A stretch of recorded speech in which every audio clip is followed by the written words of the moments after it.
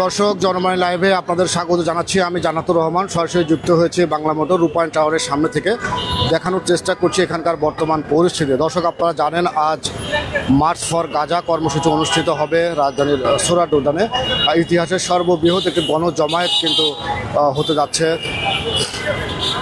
কারণ এখানে রাজনৈতিক অরাজনৈতিক বিভিন্ন সংগঠন, বিভিন্ন শ্রেণী পেশার মানুষ সকলেই কিন্তু সংহতি জানিয়েছেন এবং সাধারণ মানুষ তারা কিন্তু স্বতঃস্ফূর্তভাবে এই মার্চ ফর গাজা কর্মসূচিতে অংশগ্রহণ করবেন। ইতিমধ্যে আজ বিকাল 3টায় রাজধানীর সোহরাওয়ার্দী উদ্যানে এই মার্চ ফর গাজা কর্মসূচি অনুষ্ঠিত হবে এবং আমরা দেখছি সকাল থেকেই এই মার্চ ফর গাজা কর্মসূচিতে অংশগ্রহণ করার জন্য অসংখ্য মানুষ তারা সোহরাওয়ার্দী উদ্যানের দিকে যাচ্ছেন এবং এই আপনারা দেখতে পাবেন বিভিন্ন যানবাহনে করেও কিন্তু অসংখ্য মানুষ দেশের বিভিন্ন স্থান থেকে তারা এই মার্চ ফর গাজা কর্মসূচিতে অংশগ্রহণ করার জন্য আসছেন।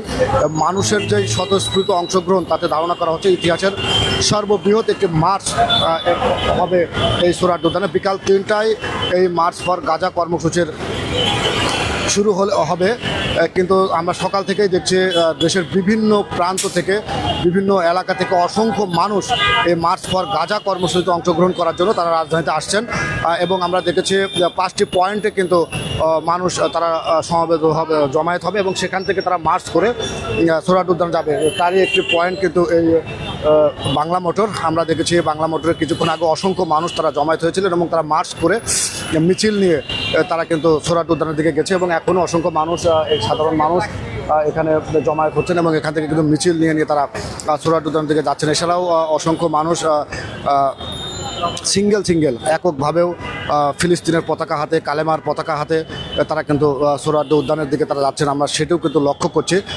এবং আজ কিন্তু এই সোহরাওয়ার্দী উদ্যান থেকে ফিলিস্তিনের মুসলমানদের উপর যে নির্বিচারে গণহত্যা চালানো হচ্ছে সেই গণহত্যার প্রতিবাদ কিন্তু জানানো হবে এবং আজ বিকাল 3টায় দেশের ইতিহাসের সর্ববৃহৎ একটি মার্চ অনুষ্ঠিত হবে সোহরাওয়ার্দী উদ্যানে।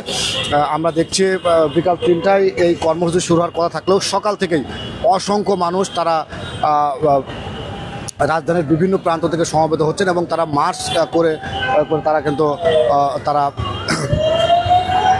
সোহরাওয়ার্দী উদ্যানের দিকে যাচ্ছেন। এছাড়াও অসংখ্য মানুষ আমরা দেখছি, সাধারণ মানুষ যারা রয়েছেন তারাও কিন্তু যে যেভাবে পারছে সেভাবে কিন্তু এই মার্চে অংশগ্রহণ করার জন্য তারা সোহরাওয়ার্দী উদ্যানের দিকে যাচ্ছে। অসংখ্য মানুষ এখানে রয়েছেন। কিছুক্ষণ আগে আমরা দেখেছি বিশাল একটি মিছিল কিন্তু এই বাংলা মোটর থেকে সোহরাওয়ার্দী উদ্যানের দিকে গেছে এবং সেখান থেকে কিন্তু ফিলিস্তিনে যে গণহত্যা চলছে সেই গণহত্যার প্রতিবাদ জানানো হচ্ছে। দর্শক, আপনারা জানেন ইসরায়েল বাহিনী কর্তৃক বেশ আগে থেকেই ফিলিস্তিনের মুসলমানদের উপরে নির্বিচারে গণহত্যা চালানো হচ্ছে, সেখানে বোমা হামলা করা হচ্ছে, তাদের ধর্মীয় প্রতিষ্ঠান, শিক্ষা প্রতিষ্ঠান, নারী শিশু সহ সব কিছু কিন্তু সেখানে ধ্বংসযজ্ঞ চালানো হচ্ছে। আর এরই প্রতিবাদে মুসলিম বিশ্ব কিন্তু জেগে উঠেছে, প্রতিবাদ জানাচ্ছে। শুধু মুসলমানরা নয়, মানবতার পক্ষে যারা রয়েছেন সারা বিশ্বই কিন্তু প্রতিবাদ জানাচ্ছেন এবং এই ইসরায়েলি বাহিনীর এই গণহত্যা বন্ধের দাবি কিন্তু তারা জানাচ্ছেন। আমরা দেখতে পাচ্ছি এই